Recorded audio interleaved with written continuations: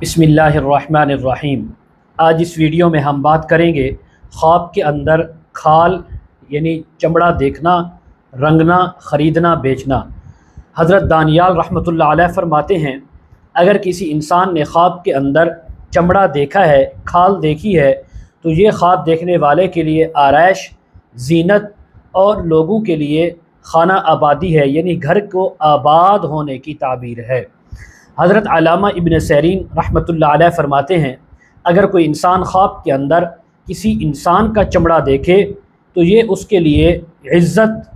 مال اور مال کے اندر برکت آنے کی تعبیر ہے۔ اگر کوئی انسان خواب کے اندر دیکھے کہ اس کا اپنا چمڑا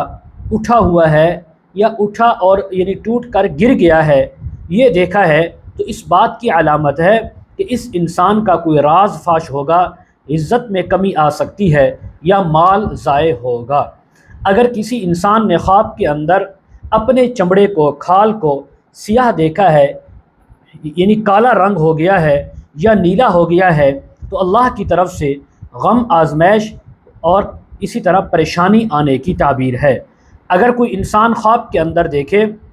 کہ اس کے پاؤں کا چمڑا بڑا خوبصورت اور روشن ہو گیا ہے، تو یہ اپنی دلی جائز مراد پانے کی، پوری ہونے کی تعبیر ہے۔ حضرت ابراہیم کرمانی رحمۃ اللہ علیہ فرماتے ہیں، اگر کوئی انسان خواب کے اندر دیکھے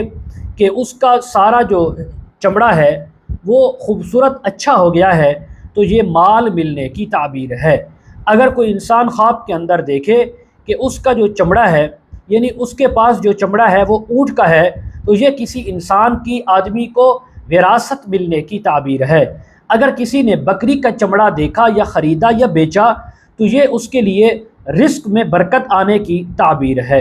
اسی طرح اگر کوئی انسان خواب کے اندر کسی بھی جانور کا چمڑا دیکھتا ہے یا اتارتا ہے، تو جتنا چمڑا دیکھا یا اتارا اسی کے بقدر مال ملنے کی تعبیر ہے۔ مزید اگر آپ اس کے متعلق تعبیریں، وظائف، مسائل پوچھنا چاہتے ہوں، استخارہ کروانا چاہتے ہوں، آن لائن قرآن مجید تفسیر پڑھنا چاہتے ہوں، پروفائل میں ہمارا واٹس ایپ نمبر موجود ہے یا اسکرین پر ہمارا نمبر چل رہا ہے، آپ اس پر ہمارے ساتھ کانٹیکٹ کر سکتے ہیں۔